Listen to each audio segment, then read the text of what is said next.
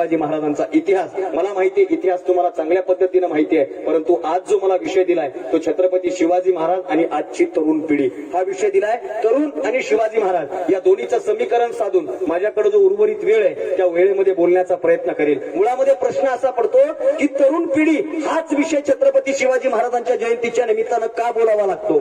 मुळामध्ये प्रश्न असा पडतो की छत्रपती शिवाजी महाराज आणि लहान लेकरं असा विषय कधी मिळत नाही. छत्रपती शिवाजी महाराज आणि वयोवृद्धता असा विषय मिळत नाही, परंतु छत्रपती शिवाजी महाराज आणि आजची तरुण पिढी हाच विषय आमच्याकडे का मिळतो. त्याचं कारण आहे शिवाजी महाराजांनी जो काही अट्टहास केले ना तो ऐन तारुण्याच्या उंबरठ्यावर केलाय. एवढंच नाही, महाराष्ट्राच्या मातीमध्ये जी काही क्रांती झाली आहे मग ती सामाजिक, धार्मिक, राजकीय, शैक्षणिक ती सगळी क्रांती ऐन तारुण्याच्या उंबरठ्यावर झाली आहे. एवढंच काय, मी नेहमी सांगत असतो जगण्याची खरी अवस्था कुठली असेल तर तारुण्याची अवस्था आहे. जगण्याच्या 3 अवस्था मी नेहमी युट्यूबच्या भाषणात तुम्ही ऐकल्या असतील. 3 अवस्था सांगत असतो, बाल्य अवस्था, तारुण्याची अवस्था आणि वृद्ध अवस्था. बाल्य अवस्थेमध्ये विचार आहे, विचार नाही, कृती आहे. वृद्ध अवस्थेमध्ये कृती आहे पण विचार आहे पण कृती नाही. अगदी धावत्या वेगात सांगायचं झालं, तुमच्या गावातल्या लहान्या पोराच्या जर हातात दगड दिला आणि त्याला जर सांगितलं या अविनाश भारतीला दगड फेकून मार, तर ते दुसऱ्या मिनिटाला दगड फेकून मारतं का. गोट्या खेळून त्याचा निशाणा पक्का झालेला असतो पण दगड मारायचे नसतात. हा विचार त्याच्या जवळ नाही. वृद्धापकाळामध्ये आपण गेलो, एखादा म्हातारा माणूस या रस्त्यानं चाललाय, एखादा दगड रस्त्यावर पडलाय, त्याच्या लक्षात येतं पाठीमागून धावत येणारी गाडी त्या दगडावर आदळेल आणि ऍक्सिडेंट होईल. त्याला वाटतं हा दगड उचलावा आणि बाजूला टाकावं, पण कमरेतून वागता येत नाही, हातानं दगड उचलता येत नाही. याचा अर्थ काय, बाल्य अवस्थेमध्ये कृती आहे पण विचार नाही, वृद्ध अवस्थेमध्ये विचार आहे पण कृती नाही. आयुष्याची एकमेव अशी अवस्था आहे जिथं विचार आणि कृती या दोन्ही गोष्टीचं समीकरण आहे, ती म्हणजे तुमची माझी तारुण्याची अवस्था आहे. म्हणून प्रत्येक कृती करत असताना विचारपूर्वक करणं हे तरुणांचा पहिला धर्म आहे. एवढंच नाही तर स्वामी विवेकानंदांनी तरुणांचे 3 प्रकार सांगितले, तेजस्विता, तपस्विता आणि तत्परता. या 3 गोष्टीतून तरुण घडतो असं सांगितलं जातं. पण दादा दुर्दैवाची गोष्ट आहे, महाराष्ट्राच्या मातीमध्ये सगळं जरी तरुणांच्या जीवावर घडलं असलं तरी सुद्धा आज या क्षणाला तरुण म्हणजे काय तर जवानीच्या नादात दिवाणी होऊन भवानीच्या मागे फिरण्यामध्ये बर्बाद झालेली अवस्था म्हणजे तारुण्याची अवस्था. ही महाराष्ट्राचं सगळ्यात मोठं दुर्दैव आहे. आणि त्यामुळे कुठेतरी महाराष्ट्राला, तरुण पिढीला शिवाजी महाराज समजून सांगणं हे माझ्यासारख्या तरुणांचं काम आहे. आणि आनंदाची गोष्ट अशी आहे की शिवजयंतीमध्ये गेल्याच्या नंतर तरणे पोरं असतात आणि बोलणाऱ्याला हुरूप येतो. मी नेहमी सांगत असतो, गावागावात कीर्तनाला गेले की तरणे पोरं नसतात म्हणून बोलायला हुरूप येत नाही का. गावात कीर्तनाला जावं, कीर्तनकार माझ्यासारख्या गुलाबाच्या फुलासारखा टवटवीत, पकवाज वाजवणारा कमळाच्या फुलासारखा टवटवीत, कमळाचं फुल मी दुसरं सांगायलो बरं, कमळाच्या फुलासारखा टवटवीत, भजनी सगळे झेंडूचे फुलं एका दोरीत बांधलेले आणि आमच्या समोर बसलेले सगळे सूर्यफुलं. सूर्यफुलं म्हणजे खाली मान टाकून असलेलं पीक जे कधीच सूर्याकडे पाहत नाही त्याचं नाव सूर्यफूल ठेवल्या गेलं. परंतु आज सगळी तरुण पिढी समोर आहे, त्यामुळे तरुणांचा विषय मांडण्यासाठी जो संयोजकांनी मला दिला, सुरेश शेठ, लक्ष्मणजी नागणे आणि समस्त संयोजन समिती, त्यांचे आभार. पण तरुणांनाच का सांगणं गरजेचं आहे शिवचरित्र, त्याचं कारण काय, आपली अवस्था आणि महाराजांच्या कर्तृत्वाची अवस्था एक अवस्था होती. मी नेहमी सांगत असतो, तुम्ही युट्यूबलाही ऐकलं असेल, तरुण म्हणजे काय तर महाभारतामधला प्रसंग मी परत एकदा तुमच्या गावामध्ये सांगल आणि पुढे जाईल. कौरवांचं सगळं सैन्य परास्त झालं आणि सेनापती पदाची भूमिका कर्णावर येऊन ठेपली. तेव्हा कर्णाला त्याच्या सारख्यानं असं विचारलं की महाराज आपलं सगळं सैन्य परास्त झालंय, आता आपण शत्रूशी 2 हात कसे करणार, आपण काय करू, बाय देऊ, मॅच सोडू आणि निघून जाऊ. कर्णानं सांगितलं नाही. एक लक्षात ठेव सारख्या, एकदा मी आणि दुर्योधन जंगलामध्ये शिकारीसाठी गेलो. शिकारीसाठी गेला असताना एका भल्या मोठ्या अजगरानं दुर्योधनाच्या मांडीला धरलं. अजगराच्या विषाचा प्रभाव होत नाही म्हणून आहे, परंतु सैन्याला बोलवण्यात आलं, अजगराची बारीक बारीक तुकडे केली आणि अजगर आता दुर्योधनाच्या मांडीपासून बाजूला झालं. पण मी एक गोष्ट शिकलो अजगरापासून, मी बारकाईनं पाहिलं तर अजगराचा एक दात दुर्योधनाच्या मांडीमध्ये जशाच तसा खुडला होता. मी त्या दिवशी त्यावेळेला त्या अजगरापासून एक गोष्ट शिकलो की एक नको तिथं दात लावायचा नाही, आणि एकदा दात लावला की जीव गेला तरी 72, तो दात तिथला कधीच काढायचा नाही. त्याचं कारण काय, दातच पडून गेलेलं म्हातारपण, दातच पडून गेलेलं म्हातारपण आणि नुकतेच दात उगवलेलं बालपण, या दोघांच्या मध्ये काळाच्या किनाऱ्यावर पाय रोवून विजेची वीर गीतं आणि मातीचं महाभारत गाणारी अवस्था म्हणजे तुमची माझी अवस्था. पण दाताचं वर्णन आलं की असंख्य तरुणांच्या दाताकडे पाहवलं जात नाही. हे महाराष्ट्राचं सगळ्यात मोठं दुर्दैव आहे. का, एखादा तरुण पोरगा खदकून हसला आणि त्याचा लाल भग दात दिसला की बस, दात असतो पांढरा, जास्तीत जास्त न धुतल्यामुळे पिवळा, परंतु खर्रा घासून पुसून रगडून या सगळ्या गोष्टीमुळे तरुणांच्या दातांचा रंग सगळा उडून गेलाय. मी इकडलं बोलत नाही, आमच्या इकडलं मला असं कळालं की इथलं कुंतलंच पोरग पुड्या खात नाही, गुटखा खात नाही. खरं आहे? खरं आहे? तुम्ही ग बसले त्याच्यावरूनच कळलं काय मिळ आहे ते. त्याचं कारण काय? आमच्या दाताचा रंगच बदलून गेला. का? कारण अवस्था सगळी बिकट झाली आहे दादा. म्हणून फक्त जास्त नाही, एक वाक्यात सांगतो पुढे जातो. व्यसनाच्या आहारी जाऊन दाताचं आणि स्वतःच्या आयुष्याचं वाटोळं करून घेऊ नका. त्याचं कारण काय? माझाच टिकटॉकला डायलॉग गेला होता की अमिताभ बच्चनचा मर्द नावाचा चित्रपट होता आणि मर्द नावाच्या चित्रपटामध्ये अमिताभ बच्चन म्हणायचा की मैं मर्द टांगेवाला, मैं मर्द टांगेवाला, दुश्मन क्या मारेगा मुझे, मेरा दोस्त ऊपरवाला. पण आता तसं म्हणायची गरज नाही. मैं गुटखा खानेवाला, मैं तंबाखू खानेवाला, दुश्मन क्या मारेगा मुझे, 7-8 सालों में मैं खुद ही मरने वाला, मैं खुद ही मरने वाला. अशी दुर्दैवाची अवस्था सगळीकडे महाराष्ट्राच्या मातीमध्ये घडती आहे. इथं ती अवस्था पाहायला मिळत नाही. दुर्दैवाची चांगली आनंदाची गोष्ट आहे. आणि हा तरुणांचा इतिहास महाराष्ट्राच्या मातीमध्ये तरुणांच्याच समोर मांडणं गरजेचं आहे. का? तरुणाईची भरकटलेली अवस्था महाराष्ट्राच्या मातीमध्ये कुठंतरी पाहायला मिळते. आम्हाला जाग येते फक्त शिवजयंतीच्या निमित्तानं जाग येते. माझ्या उपरी गावातल्या आणि परिसरातून आलेल्या सगळ्या तरुण मित्रमंडळांना सांगणं आपण टेम्पररी होता कामा नये. छत्रपती शिवाजी महाराजांचं स्मरण कायम आपल्या स्मरणात असावं. आदरणीय दादा प्रास्ताविक करत असताना असं म्हणले की दोघ जणच नाचत होते. मी तर त्याच्या पलीकडे जाऊन सांगेल त्या दोघा जणांनाच नाचण्याचा अधिकार एकाच गोष्टीमुळे होता, कारण शिवजयंती व्हावी याच्यासाठी त्यांनी अट्टहास केला होता. म्हणून त्यांना अधिकार होता शिवजयंतीमध्ये नाचण्याचा. शिवजयंती नाचून करावी का वाचून करावी हा महाराष्ट्रात सगळ्यात जास्त चर्चेला जाणारा विषय. गाजरे सर सगळ्या महाराष्ट्रामध्ये व्याख्याते असं म्हणतात की शिवजयंती वाचून साजरी करा, वाचून साजरी करा, नाचून साजरी करू नका. मी उलट म्हणेल शिवजयंती नाचून साजरी करा, पण नाचण्याचा अधिकार त्यालाच आहे ज्या बहादरानं शिवचरित्र वाचलं. त्याचीच लायकी शिवजयंतीमध्ये येऊन नाचण्याची, अन्यथा नाचण्याची नाही. का? मला एका गावामध्ये गेलो, एका गावामधला अध्यक्षच मला असं म्हणले की काय करावं सर, नाचल्याशिवाय शिवजयंती झाल्याशिवाय सारखे वाटतच नाही. म्हणलं हरकत नाही, तुम्ही शिवजयंतीमध्ये बिनधास्त नाचा, फक्त नाचत असताना नशा करू नका. तुम्हाला नाचायचं बिलकुल नाचा, पण नाचण्यासाठी एखादं महाराजांचं गाणं डीजेवर लावा. डीजेवर लावा पण गाणं महाराजांचं लावा. बरं तू डीजेवर गाणे कुठले वाजतात आणि नाचणं कुठं चालू असतं याचाही विचार करावा लागतो. 2018 साली मी शिवजयंतीचा कार्यक्रम करून निघालो होतो आणि शिवजयंतीचा कार्यक्रम करून निघालो. संध्याकाळच्या व्याख्यानाला पोहोचायचं होतं. 19 फेब्रुवारी एका शहरामध्ये घुसलो आणि शहरामध्ये शिवाजी महाराजांच्या जयंतीची रॅली चालू होती दादा. आणि रॅलीमध्ये गाणं लागलं होतं शांताबाई. चक्रा नकरा, चक्रा नकरा, चक्रा नकरा, चक्रा नकरा, टुई शांताबाई. मी महाराजाकडे बघितलं. महाराज मनातल्या मनात म्हणत असतील आपल्या काळात हिरकणी होती, सावित्री होती, शांताबाई कोण होती गड्या? पण आपली जयंती आहे, उत्सव हिचा चालू आहे. बरं तुमच्या भागातलं मला माहित नाही, पण आमच्या भागात त्या गावामुळे एवढी मोठी फजिती झाली. आमच्या भागामध्ये एक महिना शांताबाई नावाच्या बाया घराच्या बाहेर निघाल्याच नाही. कारण त्या घराच्या बाहेर निघाली की सगळी पोरं लहानीला जायची शांताबाई. ते गाणं झालं आणि ते गाणं झाल्या शांता झाली, शालू झाली, आता कुणाचं नाव आला बाबूराव. महाराज म्हणले यसाजी होता, तानाजी होता, मदारी मेहतर होता, शिवा काशीद होता, हा बाबूराव नावाचा मावळा होता कोण? कारण जयंती आपली आहे आणि उत्सव. मग मी त्यांना म्हणलं दादा तुम्ही एखादं शिवजयंतीचं गाणं लावा. त्यांनी मला उत्तर फार सुंदर दिलं. ते म्हणे सगळं खरंय दादा, पण पोवाड्यावर नाचा कसं? पोवाड्यावर नाचता येत नाही म्हणे. ओम नमो श्री जगदंबे करून प्रारंभे डफावर थापतून तुण्याचा. आता ह्याच्यावर कसं नाचा म्हणे? पण तिथंच आपलं डीजेवरचं एखादं गाणं लागलं की आम्ही नाचायला मोकळे होतो दादा. गाणं सुद्धा असं असावं. वामन दादा कर्डकांनी असं लिहिलं की मानस आम्ही तुझे गीत गावे, असे गीत गावे की ज्यात तुझे हित व्हावे. ज्यामध्ये मानवी हिताचा संकल्पना आहे ना ती गाणी गाजली पाहिजेत, ती गाणी वाजली पाहिजेत. म्हणून मी तुम्हाला जास्त लांबलं सांगत नाही, तुमच्या डोळ्यासमोरचं तुमचंच उदाहरण देतो. एखादं लव्ह सॉन्ग तुम्ही ऐका, तुमचं मन असं तरल होईल, तुम्हाला आनंद वाटेल, माइंड फ्रेश होईल. लव्ह सॉन्गचा परिणाम फक्त एवढाच आहे, पण तुम्ही फक्त एकदा पोवाडा ऐका, तुमचं रक्त सळसळल्याशिवाय राहणार नाही, प्रेरणा भेटल्याशिवाय राहणार नाही. हा पोवाड्यातला लव्ह सॉन्ग मधला फरक आहे, साध्या गोष्टी आहे. म्हणून पोवाडा ऐका, पोवाड्यामधून महाराजांचं चरित्र आपल्याला समजतं. स्वामी विवेकानंदांनी असं सांगितलं, मला माझ्या देशातल्या तरुणांच्या ओठावरचं गीत सांगा, मी तुम्हाला तुमच्या देशाचं भवितव्य सांगतो. मग आमच्या तरुणांच्या ओठावर गीत कुठलंय त्यावर सुद्धा आमच्या देशाचं परिवर्तन आणि आमच्या देशाचं भवितव्य ठरत असतं. या महाराष्ट्राच्या मातीमध्ये प्रत्येक मावळ्याच्या ओठावर हर हर महादेवाची जय घोषणा होती, जय भवानी जय शिवाजीची घोषणा होती. प्रत्येक मावळा हा बोलत असताना शिवाजी महाराजांचं नाव घेऊन आणि आत्मीयतेनं लढत होता.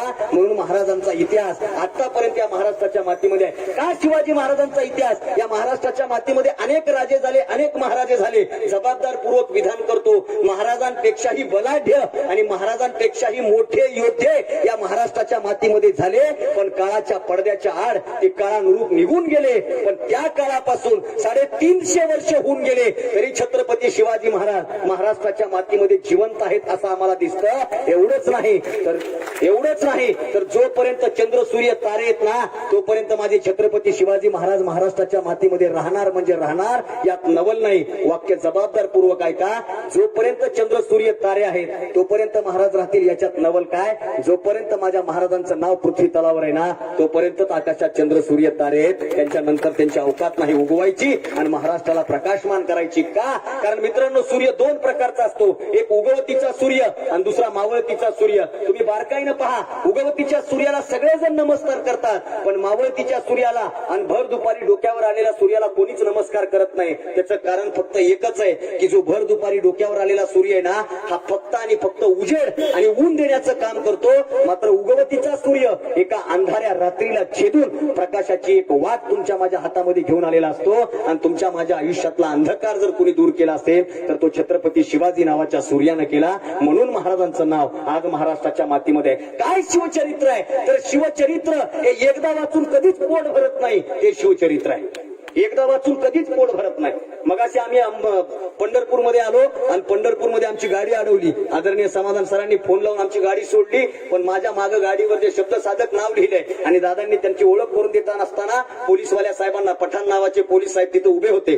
मला हे प्रसंग मुद्दाम सांगायचा आहे. MIT चौकात MITच्या तिथं पठाण नावाचे एक हवालदार साहेब तिथं उभे होते गाड्या चेक करण्यासाठी. आमची गाडी थांबवली. यांनी सांगितलं ते महाराष्ट्रातले व्याख्याते आहेत आणि व्याख्याते आहेत असं सांगितल्याच्या नंतर त्यांनी विचारलं काय कार्यक्रम आहे? म्हणलं शिवजयंतीचा कार्यक्रम आहे. कुठं आहे? उपरीमध्ये आहे. बरं शिवजयंती निमित्त बोलायला चाललायत का? हो. त्यांनी मला दुसरा प्रश्न असा विचारला की सर शिवजयंतीच्या कार्यक्रमाला चाललाय आणि व्याख्याते आहेत म्हणजे नक्कीच तुमच्या गाडीमध्ये शिवाजी महाराजांवरचं एखादं पुस्तक असेल. मला एखादं पुस्तक देता का? कारण मला माझा वेळ जात नाहीये. मी महाराजांचं चरित्र वाचेल आणि माझा वेळ आणि माझ्या आयुष्याचं कल्याण करून घेईल. पठाण नावाचा पोलीसवाला मला म्हणतो आणि मी माझ्या गाडीतलं शिवाजी कोण होता नावाचं पुस्तक दुपारी पंढरपूर मधल्या एका मुस्लिम समाजाच्या माणसाच्या हातामध्ये देतो. तो माणूस काळजातून त्या पुस्तकाचा स्वीकार करतो आणि दिवसभर वाचतो. हे महाराजांचं वैशिष्ट्य.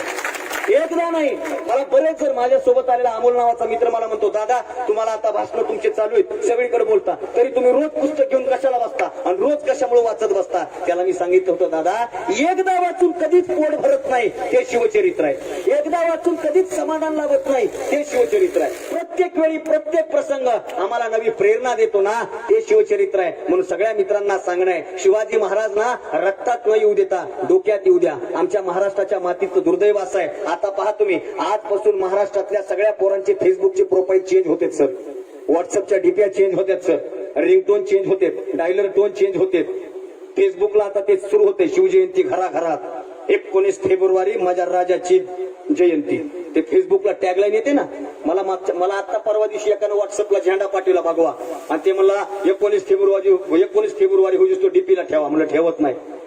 ते म्हणजे तुम्ही कसं काय भगवा ठेवू शकत नाही? अरे बाबा मी डीपीला भगवा ठेवल्यानं काही बदल होणार आहे का? पण आम्ही टेम्पररी झालो. टेम्पररी.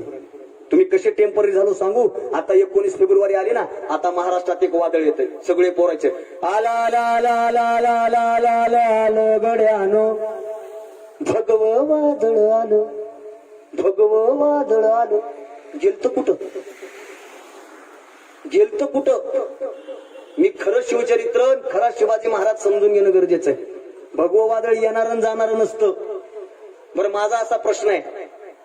मगाशी बोलत असताना कोणीतरी एक वाक्य वापरलं होतं की तो पवित्र दिन उगवला आणि त्या सोनियाच्या पहाटी आणि 19 फेब्रुवारी या पवित्र दिवशी शिवाजी महाराजांचा जन्म झाला. आता माझा तुम्हाला प्रश्न आहे 19 फेब्रुवारी पवित्र होता म्हणून महाराजांचा जन्म झाला का महाराजांचा जन्म झाला म्हणून 19 फेब्रुवारी दिवस पवित्र झाला? अरे महाराजांचा जन्म झाला म्हणून 19 फेब्रुवारी हा दिवस पवित्र झाला. तो दिवस शुभ होता का अशुभ होता आम्हाला माहित नाही. महाराजांनी 19 फेब्रुवारीला जन्म घेतला आणि त्या दिवसाला पवित्र करून टाकलं. ही महाराष्ट्राची आणि ही महाराजांची ताकद आहे. हा खरा इतिहास आपण समजून घेणं गरजेचं आहे. ढाल तलवारी अफजल काल फाडला, शाहिस्तेखानाची बोट कापली आणि हे केलं ते केलं, आपल्याला पाठ झालंय.